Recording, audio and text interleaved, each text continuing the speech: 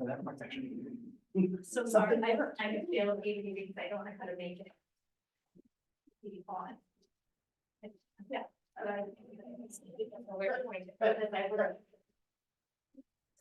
This thing doesn't work. I'll see if there's anything else. Right, it shouldn't be that. That's kind of what I thought.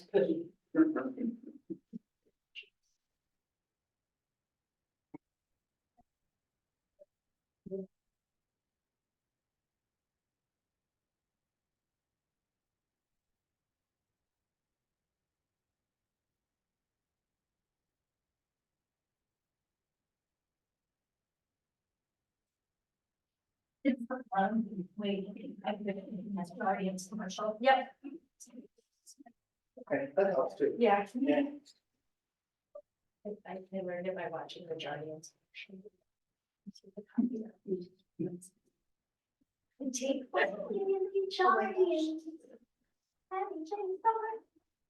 Right thing. Perfect. It's fun. There's one people underneath it, right? I know.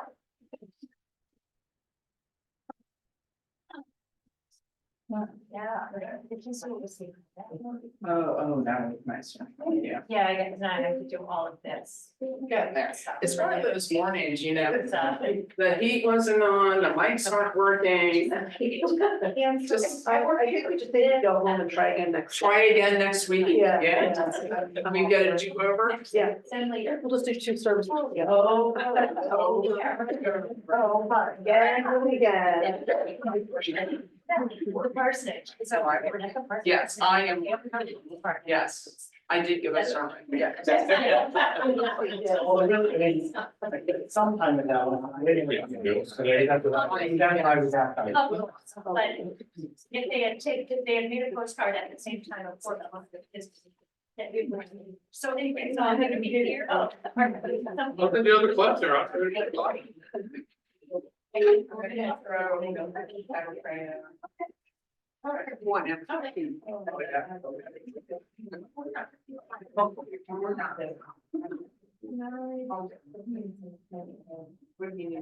was gonna move my computer maybe over to.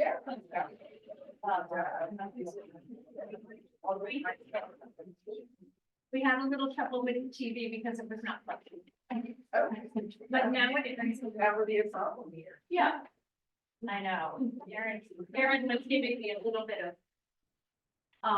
Let's just say, a little bit of attitude when I said, I don't know how to turn the TV on, and he was like. Right here. Yes, believe it or not, I tried it. And it didn't. Good morning. I'm gonna come take the corner with you. Don't like sitting in the front. Exactly.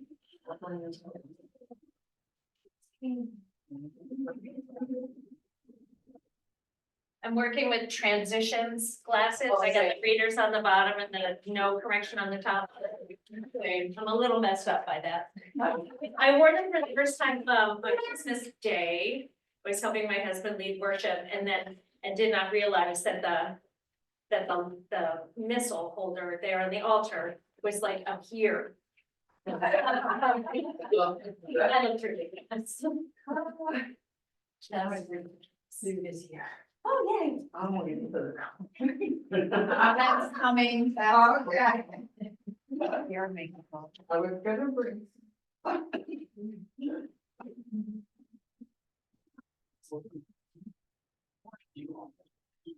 I am. This card changed. Oh, my God. Not for me.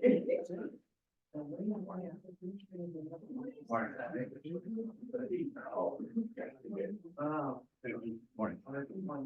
Got your order.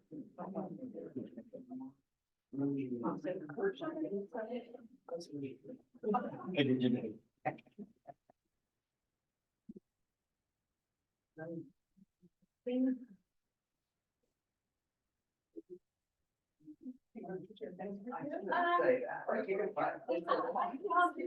I'm not sure what. Okay, Yeah. well, it's even worse, so we leave Yeah. somewhere. Yes, People that absolutely. haven't come, Absolutely. you know. And I told you we're. Yes. Right. I would pick when to stop reminding me. Oh, it makes me nervous. Oh, I'm sorry. No.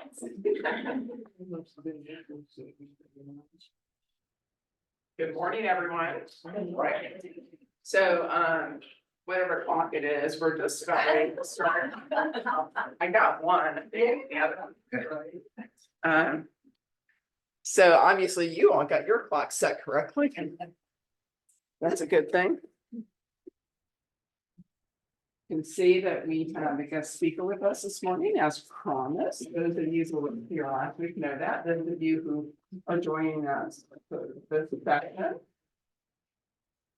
Kathy, you're here. Just getting the clocks while I think about it. So Mary Ann doesn't look up there and think she has another hour to go. Keep going. Yeah. Yes. Yeah.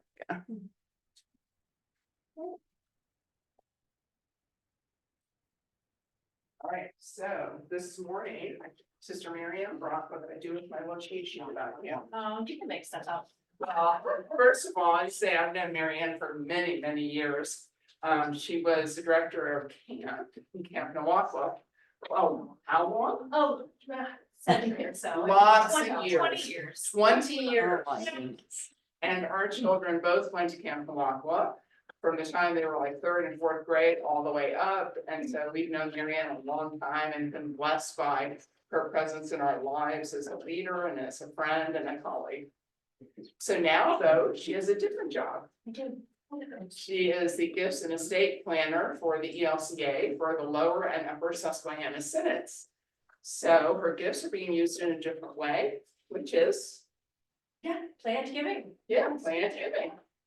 And so that's the focus of today.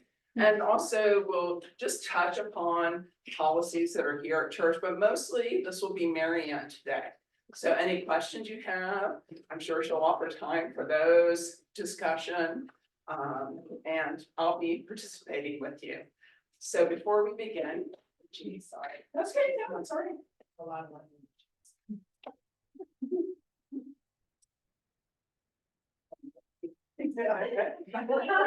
coffee is coming. It is coming. Coffee is coming. And so, yes, and so feel free to help yourself at any time. You don't need to stand in the ceremony. It's not like a classroom. You need to get up and get something to eat. Excuse yourself, just do it. Be reminded that we are on Zoom. So good morning to anybody who's joining us. And this session will be recorded. So if there's something you missed or you want to share it with friends, which we would encourage you to do so, neighbors, whomever, that they're thinking about planning for the end of their life.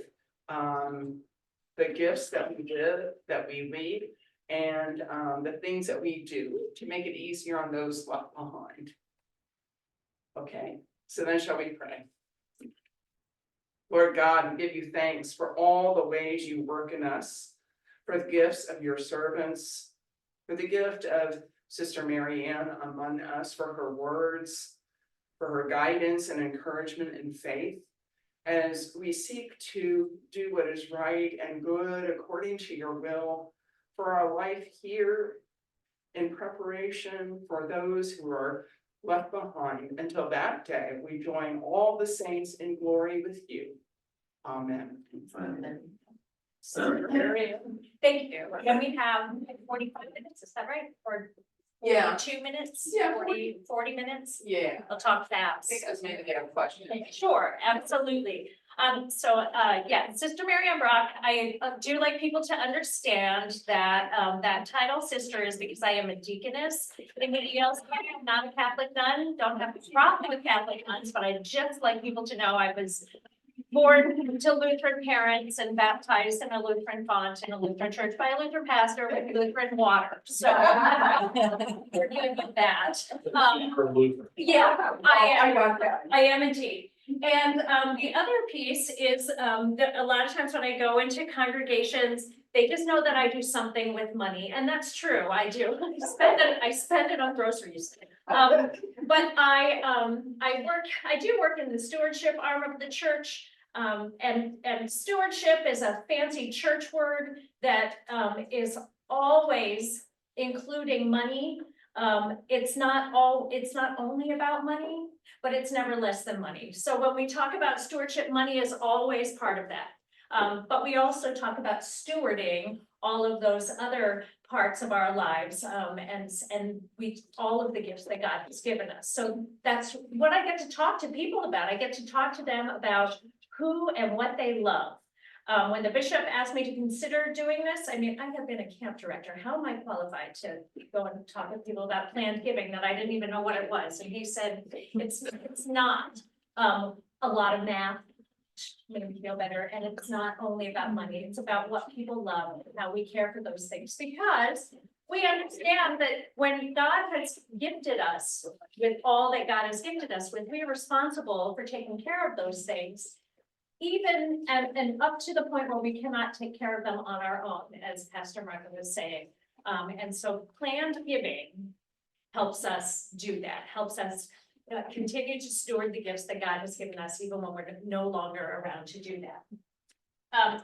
So I also like to explain to people that when we talk about planned giving, making estate gifts, I'm always talking about doing that in a charitable way for the church. I am not a financial planner, nor am I a tax advisor, nor am I an expert on estate planning, but I'm pretty good at the planned giving piece when you want to leave provision for the church in your will or estate plan. That's what I'm talking about.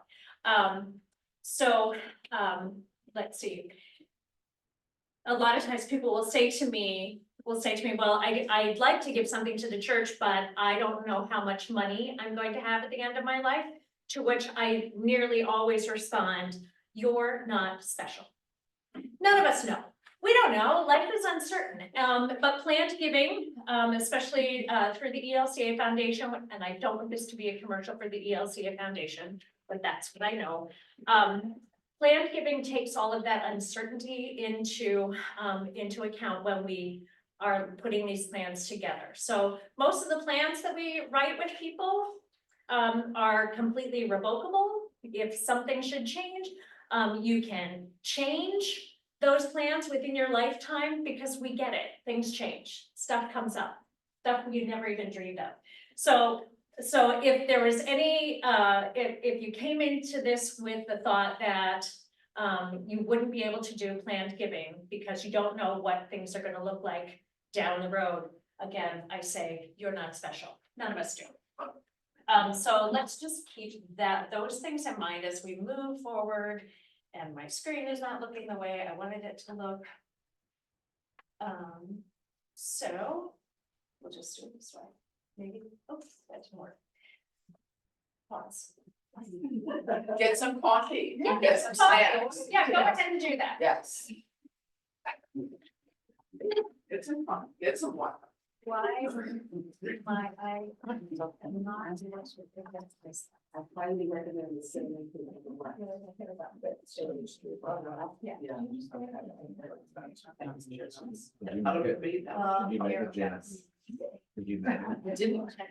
I didn't, that's what, yeah, no, stop.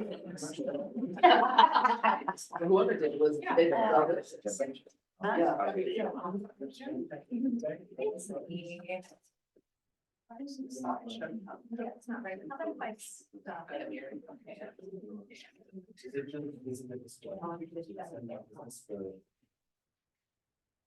Is this plugged in? No, it'd Yeah. be sent in Yeah. a display.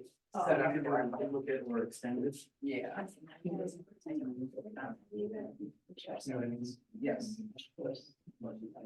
Yes. Yes.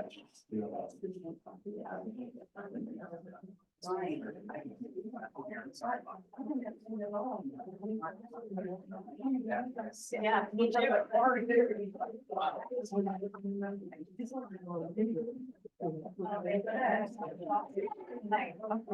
Okay. So that's gonna be another time. Another So, session. yeah. Second and fourth. So, And one of them was supposed to be a funeral. yeah. I think one's aware of the funeral. Not sure which one. Maybe we're next week, maybe. Oh, on that screen. Ew.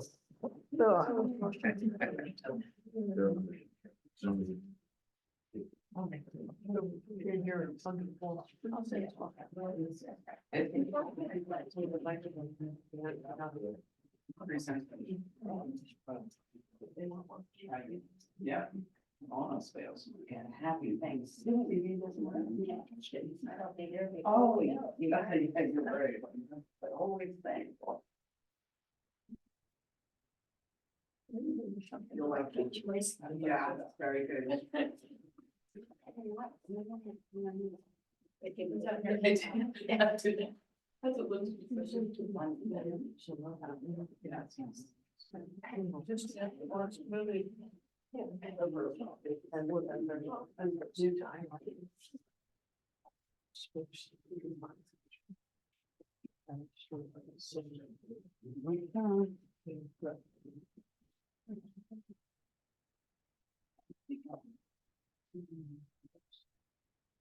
Boom.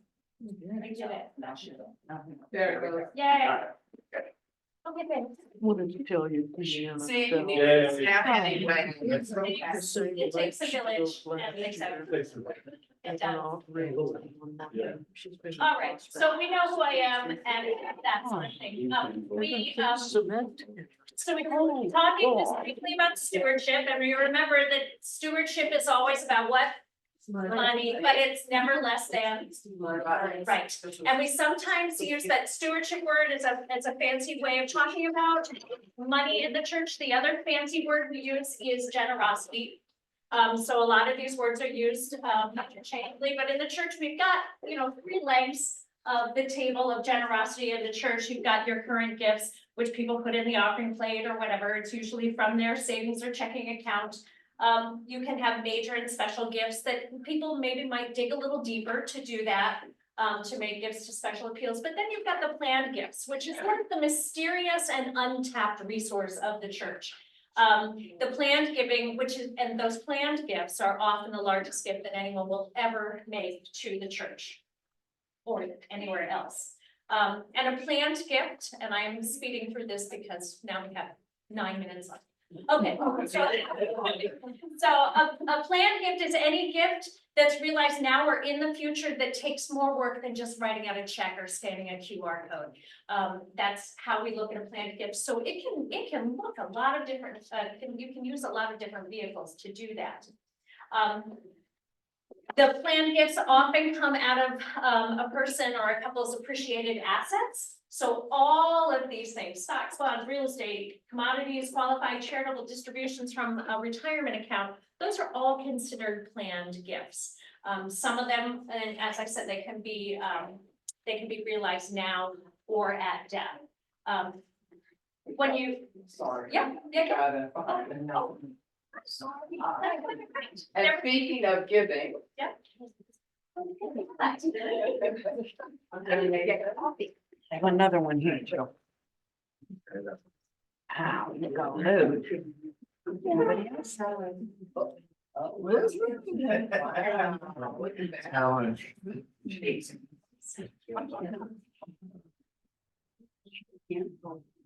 Yeah, we have copies of that. Here we go. She is so good at your gifts. Joyce.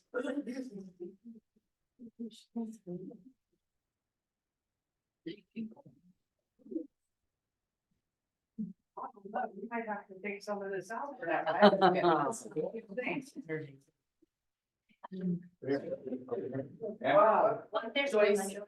more cash. Yep, Let's start taking them. We can't take up the office. I know. Gotta be you. Always sending The you last to. one on the road. You irritate me all the time. Thank you very much. Needs to be with that. On everybody. Bill, that was like planned giving. It's harder than writing. Yeah, All learn. that. Great. Oh, did you? Good, thank you. So planned gifts are often made out of a person or a couple's appreciated assets. So when I do planned giving with folks, with individuals or with couples, we sit down, we have a really lovely conversation. We get to talk about who they love and the ministries that they love. And which ministries they'd like to help continue into the future. And we can do that using a lot of different options. I am not an expert on all of these things, but that's kind of the beauty of what I do. I have 17 other people on my team all around the country, and we're very connected through the computer. And we're all friends, and we all come from different backgrounds. And so you have the bench strength of the foundation. I have that bench strength behind me anytime I go into one of these conversations, and I frequently draw on my colleagues for assistance when I'm looking at something that's sort of beyond what I've done.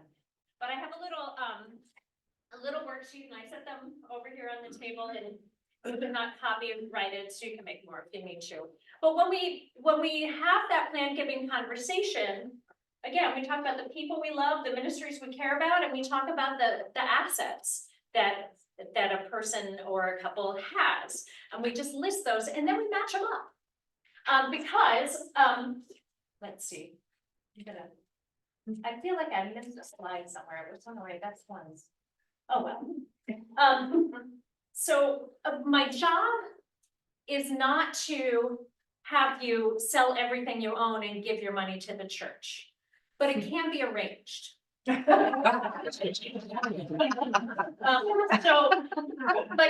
we understand that you have people, I understand you have people in your life who are important to you and that you also want to bless. So that's what we look at first. I had a colleague who always began her presentations with, it starts with the heart. Who and what do you love, and how can we bless those? So we talked about how a planned gift is more work than writing out a check. But a planned gift is also a thank you note to your past, and it's a love letter to your future.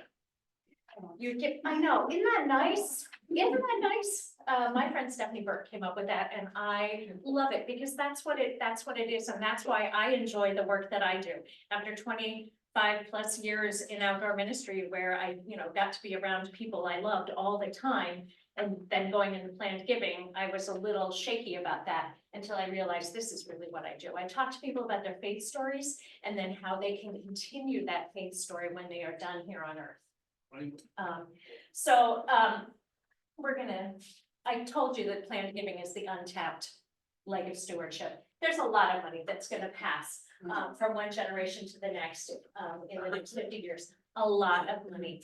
The short part of that story is we think that the church should be part of that the church should get some of that. I mean, we walk with people from cradle to grave, and we walk right beside people. So we want to make sure that those ministries continue. Again, just another statistic about money being transferred. In 2022, this is the most recent data that we have from the Giving USA report, but 400 billion was transferred in charitable giving in 2022. And 135 billion was given to religious organizations. So there's plenty to go around. There's plenty. And I find it very encouraging that even in challenging financial times, which seems like most of the time, but even in challenging financial times, people are wanting to give to the church. There are some scary statistics, though. That was really encouraging. Two scary things. Hello, Kevin. 68% of American adults haven't created a will. I'm sure you're not in that little statistic. Even though it's a smart choice for everyone, but if you haven't, I will just say that on the foundation's webpage, we have a tool through Giving Docs, as in document, Giving Docs, where you can create a will. It's sort of like free will, but our attorneys tell us this is a better one. And that is available to you without cost on the ELCA Foundation website. So that's a good piece to know. And only 5% of Americans utilize planned giving, which that piece blows me away. Even though we all know that might be the largest gift someone will ever make. So those are some scary things. Plan giving, I think it's important because it's my job, but why is it important? Because frankly, expectation does not always equal reality, right? People, very responsible and faithful people, think that they have everything set. And I talk to people, frequently who will say to me, well, Jesus says we're supposed to give 10%.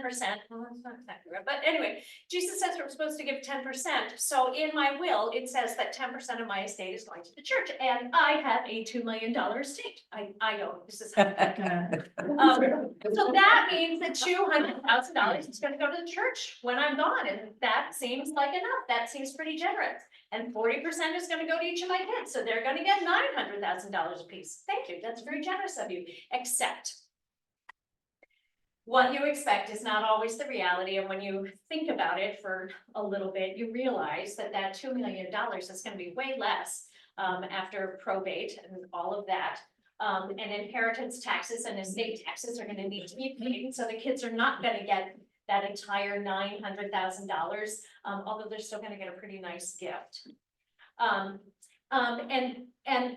so what you expect to have happen is not exactly how it's always gonna work. The planned giving piece, we look very carefully at the assets that you have and help you decide, choose which asset is going in which direction, because money, even though my dad always said $1 bill looks the same as every other, it is, those kinds of monies are treated differently, and you know that, but yeah, we'll talk about that in a moment. Anyway, another expectation that people often have is that, well, when I die, there will be a line in my obit and in the bulletin that memorial gifts should be made to the church, and so that is my end of life gift to the church. That's very nice.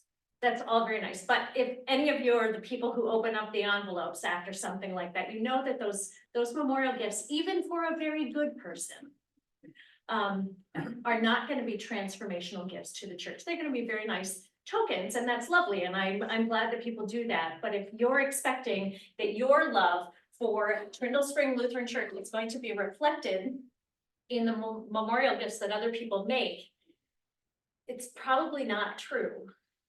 So it's up to you to make that plan and put it into place so that the gift that you want to make is really going to happen. And then ask for those memorial gifts too, because people have a need to give. So let them do that. Let's see. Really, I'm speeding through this. When Martha spoke just in her introduction, and I'm so glad that you said this because I like to drive this point home.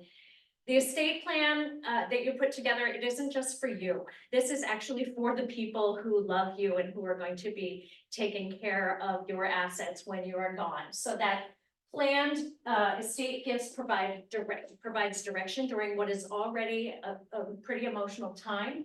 It reduces anxiety, and it also might provide some tax advantages for your heirs and for you as well.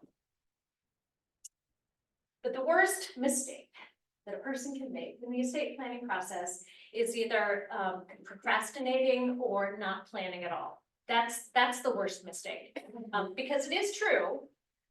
We live in a state where, in a commonwealth, where if you don't have a will, there's already a plan there. And so it will be taken care of, but it's not going to be taken care of the way you want it to. So we take some time to look at some options. And as you can see, there are only a few. There are a lot of ways to make that estate plan, those planned gifts. There are just a whole bunch of vehicles, and it's, again, I'm not an expert on all of them, but I've tried to list them in a way sort of from simplest to most complex. Those bequests and beneficiary designations, most people understand those. You know, you have a line in your will that says this much is going to Trindle Spring Lutheran Church. Or you have on a life insurance policy that this is going to go to the Lutheran Camping Corporation. The bequest and beneficiary designations are pretty easy and they're pretty simple. And I can help you with those too, if need be. And then things get a little more complex and things that maybe folks have used or maybe haven't heard of. There's, at the foundation, we have something called a distribution agreement, which is, it's a direction, it's a, we set up a document that says that when I die, let's just use the 10% again, 10% is going to go to the ELCA Foundation to be distributed per my distribution agreement. So I die, this money goes to the ELCA Foundation, they've got my little bucket of money. My distribution agreement says that I want whatever that amount is, I want 10% of that to go to Trindle Spring Lutheran Church. I want 10% to go to the Lutheran Camping Corporation. I want 10% to go to New Hope Ministries. I want 10% to go to World Hunger Appeal, Lutheran World Relief. You can list up to 10, and you can change it. That's one of the real beautiful pieces about the distribution agreement. If you decide that, no, actually, I want to send 90% of that gift to Trindle Spring Lutheran Church. Yeah. The pastor's not smiling. 9% to Trindle Spring Lutheran Church. You can do that by calling your gift planner, and I just change it, and it doesn't have, you don't have to see an attorney, not that there's anything wrong with that, but we can change it very easily and it doesn't cost you anything. And then when you decide that you want 100% of that to go to Trindle Spring Lutheran Church, then you just we'll fix it. And you can do that as many times as you want. I've been working with a couple since I think a week after I started, and they changed their distribution agreement 4 times. So that just because they've come into, actually they've added ministries to it because they found the ministries that they really like. So that distribution agreement, a donor advised fund, are you familiar with those? Yes, sir? Yeah. Matt, Yeah, please. so that distribution agreement, I'm Yeah. sitting here thinking. Obviously, our church is very stable, Mhm, but there are congregations that aren't. correct. So. That sounds. Okay, that's really interesting. Yeah. Because that whole thing where you say you don't have to change your will, Right, you just change that distribution that agreement. distribution agreement. Mhm. Yep. Okay. And the distribution agreement, and there are some other pieces that are like this too. If you, there are other churches that aren't very stable, say you have all of your, you have a portion of your money going to a congregation that closes and is no longer in existence. The foundation, I love this about us. I mean, the church feels big to me, but it's really not. We will work really hard to find something similar. If we know that there are heirs that we can talk to, and I've done that. I've called the heirs of a donor to say, you know, this is no longer here. What else do you think mom would have wanted? Is there, can we find something similar? So, so we can do that. The donor advised fund, if you're not familiar, this is kind of an interesting tool also. That's a gift that you make now. Say you have $100,000 sitting around, you know, not what to do with. You can send it to the ELC. I know, I feel the same way. You can send it, you can make that gift now. You make that gift to the ELCA Foundation, and it's sort of like a checking account that you use for making planned gifts. So there's a special appeal at your church, so you call up your gift planner, and I'd like to use some of that money to make a gift to Trindle Spring, and then somebody at the foundation they don't actually write a check, they direct deposit it, but make that gift on your behalf, but you get the tax advantage now. Because you've made that gift now. Yes, ma'am.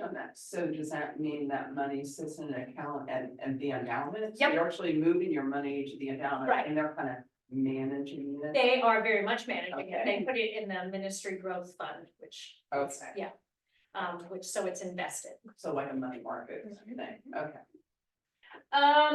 So we talked about donor advised funds, a named endowment. Again, this is one where people hear the word endowment and they're like, oh, that's so much money. Well, it is. But you can open an endowment, start an endowment with $25,000. Again, I don't have $25,000 sitting around, but maybe you do. And you could make it in, or at death. You might have $25,000 or more. But you can direct that money to start an endowment, the Martha Boyd Memorial Endowment Fund for Trindle Spring Lutheran Church. And so that money is endowed, and every year a distribution will be made from that endowment to Trindle Spring Lutheran Church until Jesus returns and we don't need money anymore. And it sounds like, again, endowment sounds like a really big thing. Well, it is a big thing because we were able to use that in some really important ways, but an endowment can be started with a pretty modest amount of money. Especially when we're talking about an asset at death. And I love those named endowments because they do last for forever. Ways that people have used them. My mom had a chunk of change that her father had left to her. He was not a wealthy man, but she got half of his estate. So she had had that money growing in a CD, but she said, I think there are better ways to do that. What could I do? We talked about some things, but when I talked about named endowment, and I said, you could do that and you can have the beneficiary be Lutheran World Relief because that's something that's always been important to her. And as soon as I said that Lutheran World Relief will continue to get those gifts in perpetuity, her eyes just lit up and she said, oh, I like that idea. And I do too, because my grandfather's been gone for a long time and his gifts are still being used in that way. And my mom feels good about it too. So I feel like those pieces are the easiest to understand. As we move on down, there are some income generating gifts. We often hear about these, the charitable gift annuity, the charitable remainder trust. Those are vehicles where you make a gift now and I think the charitable gift annuity right now with the foundation, the entrance amount is that $25,000. With a charitable remainder trust, they're started with $100,000 or more. But that gift annuity, you make the gift now and it pays you whatever percentage the government has set, and it's around 5% now, I think. Anyway, every year you get a check or a direct deposit amount sent to you until you die. Whether or not there's still money left in that account, you're guaranteed that much. I felt like I explained that badly. But that charitable gift annuity pays income to you. The idea is that if you open it with $25,000, the actuaries know when you're gonna die. But they know when you're gonna die, and they have figured out what your percentage would be so that when you die, the charity will get half of what that original gift was. That's how they're designed. Here's the dirty little secret of the charitable gift annuities. When you open a charitable gift annuity, you automatically extend your life expectancy by 10 years. I know, right? We see it happen all the time. Those gift annuities frequently are paid down completely and the charity never gets a gift. Yeah, so it's not a great gift for the charity. But it is a useful vehicle. And the other thing is you can always call your gift planner and say, how much money is left? Because I feel like I've lived a really long time. And then I can look and see, and a lot of times people, when it gets down to that halfway mark, they just voluntarily terminate it so that the gift then goes, so that the charity gets it. So there are some ways around that. I also have a client who saves those distributions until it's enough to open up another charity. So, okay, whatever. So it can be a useful tool. Anyway, some of the gifts are real easy to understand. Some of them are a little more complicated. It can give you a headache if you think about it too much, but we are going to look at, when we do that gift planning, we look at what's most important to you. If you want a simple gift, if you want something that goes into perpetuity, if you need a gift that provides you income, we're going to find out what works best for you. I'm going to tell you that the most important thing on this slide is that our services are provided at no cost. I don't make a commission from any of the work that I do, and I am always upfront with people about that. I get paid the same amount, whether you make a $500 gift right now, or whether you send your $5 million estate to the ELCA through planned giving. I get paid the same, although my colleagues would think very highly of me if I. Anyway, so. You may be sitting there thinking this all sounds very complicated. Well, it can be complicated, but it's gonna start with a conversation. And we're gonna take what we glean from that conversation about what you love, who you love, the ministries you love, the assets that you have, and we're gonna put a plan together. And then you're gonna live a really long life. And doing the things that you do with people that you love. And then at the end, that gift is gonna be opened by the church, and it's gonna be a blessing. So, again, just the questions, I just said that. I do like people to understand, again, the order of how we do that. Who you love, what are your assets, what do you need right now? And then what are your loved ones going to need? The charitable gift piece, that's the last thing we talk about.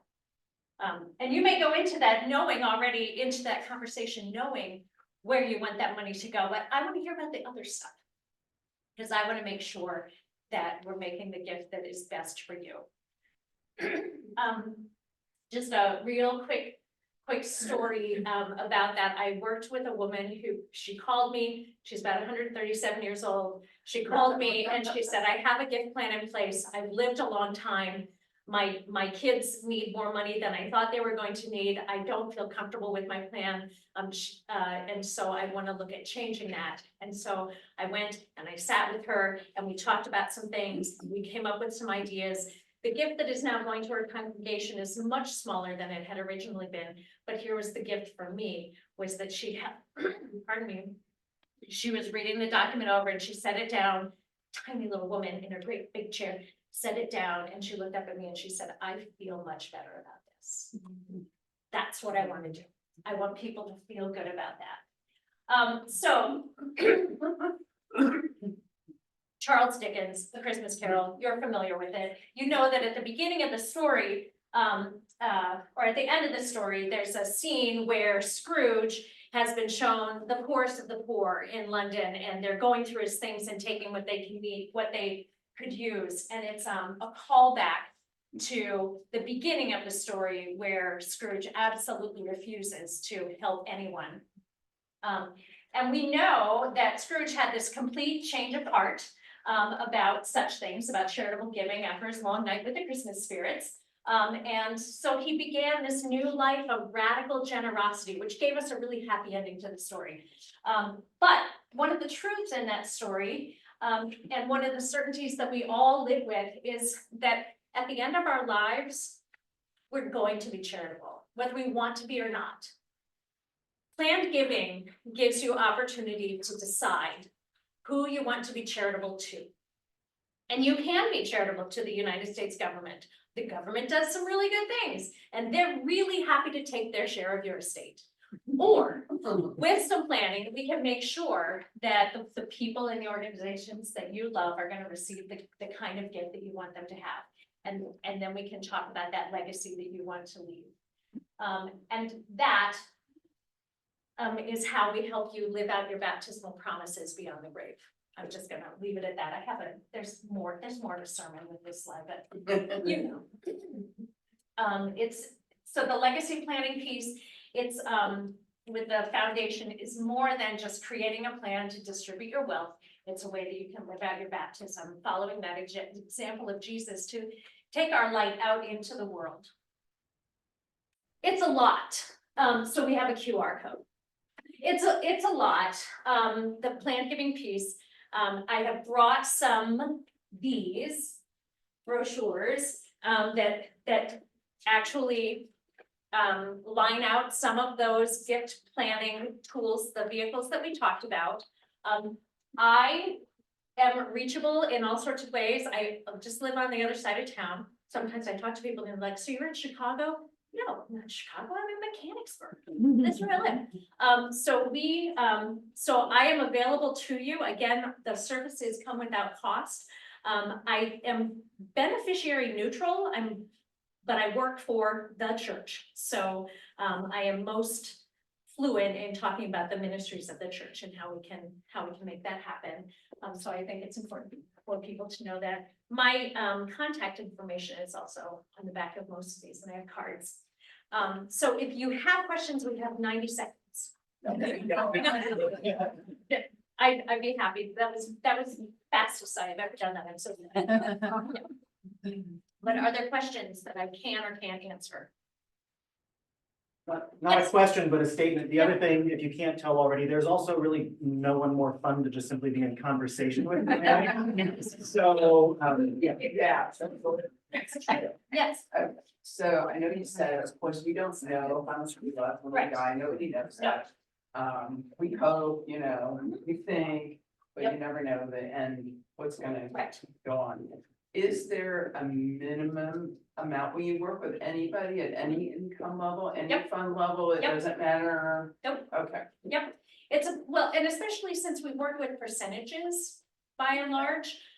So, yeah, because we don't know what that total is gonna be. So we frequently work with percentages, as when we were talking about the distribution agreement. That's how we do that. A lot of times, estate planning sounds like something that rich people do, because they have estates. But I have a colleague who said, if you own something, you have an estate. According You to own the that government. estate. Yeah, that's yes, right. according to the government. So, Yeah. so it's just looking at all of that and seeing how we can direct those things. Yes. First, I'd like to make a statement, just for everybody here. Finance is starting to work in the process of setting our congregation up for charitable giving, specifically, not exclusively, but specifically looking at charitable contribution, distribution, QCDs. There's a whole lot of possibilities there as you can, as you've described. Being able to give more to the church and less to the government. And having no difference of what's coming out of your pocket. So we're working through that, and there'll be communication coming in the months to come. That's a little plug for that. Yeah.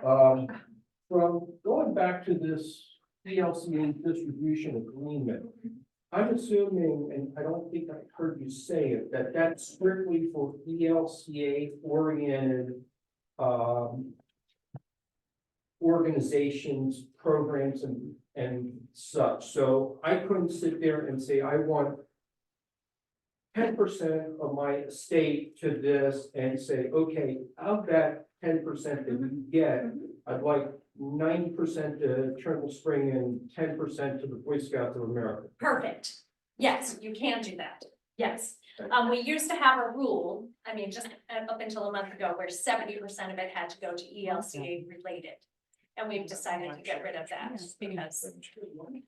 because the church is about serving the whole world, not just the church. Yeah, so you can do that. Huge. Um, That's huge. It is. We were thrilled. We being the gift givers. Me and my litter mates, as I like to refer to. I just have a couple of these, but I'm so glad that you brought up QCDs.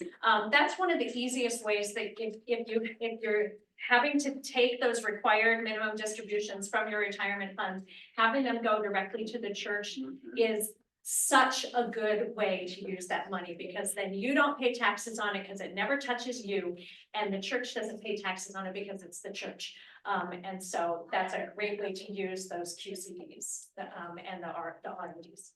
I got it. Yeah. Just. Thank you. Yeah. First, so what?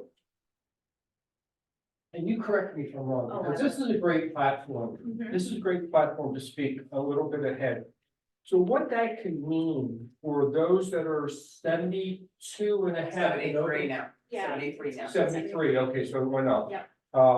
Is instead of giving, potentially, instead of giving money through Banco, where you're taking distributions out of your retirement, paying tax on it, and then saying, okay, I want to give $100 to the church. you could theoretically just skip that and go straight from your QCDs to the church. And have 100% go to the Yep. church instead of the 75-ish percent. I think you could do a lump sum, 1 year contribution, like if you give like, let's say you give 8,000 a year or whatever to the church. Then you could just take that lump sum from your retirement distribution, and say, there you go, church. Yep. And you can also, you do a one-time, you can open one of the new pieces of the law, is that you can open up an income generating gift, so like that charitable gift annuity goes in your QC one time. So up to $50,000, I think it is, that you can open up one of those. I know, it gets to be a lot. Thank you. Yeah, thank you. I want to toss out one idea, because this is my favorite idea for congregations, and I don't want you to miss it. And that, when we were talking about that named endowment piece, that gift that gives into perpetuity, we all know that our time on earth is limited, and that people in our congregations die. It's always the really good givers who die, and we miss their offering. And it sounds crass, but we miss that offering when they go. We miss them. We also miss their gifts. Opening up one of those endowments and making Trindle Spring the beneficiary of that endowment that's going to give forever is a way that people can actually endow their offering. So when you die, whatever your offering is each year, you can set that up so that it doesn't, I mean, you all look very generous. You don't have to set it up so that it's that much, but the church is going to continue to get a gift from you. It's a beautiful way to give to your congregation. And I have one congregation that I'm working with. They're doing a little mini campaign to get people to endow their offerings. So so that's a freebie. I don't give that. You can, like I said, all of this is pretty complicated, but go into foundation.elca.org PG Hub. And that I believe the foundation website is on here as well. You can actually, there's some tools on there where you can actually see what a charitable gift annuity might look like for you. You can put in your age and how much you want to do, and it'll spit out for you. This is how much money you're going to get paid each year, and that sort of thing. There are some nice tools on there. Or I could just come to your house. We can do it that way together. I'll bring my own coffee. So, Marianne, I know that you'll meet with people. I'm assuming that when you meet with people, you're under that cover of confidentiality. Oh, for sure. Yep. And is it also true that you can make anonymous gifts? Absolutely. That people don't have to know, like Right. some might be uncomfortable with an endowment in their name, Right? but they still want to make a nice gift, Yep. so. Oh, and you can name an endowment whatever you want to. You can call it Chester. You really can. Oh, yes, there's actually there's a form that people sign, because it's the ELCA, we have a form for that. That you can let me know whether you want the charities to know that you plan to make a gift at your death, or not. So, yeah, sometimes people just don't they don't want the congregation or the ministry to know. So it's up to you. Yeah, absolutely. And then the seminary gets $33 million.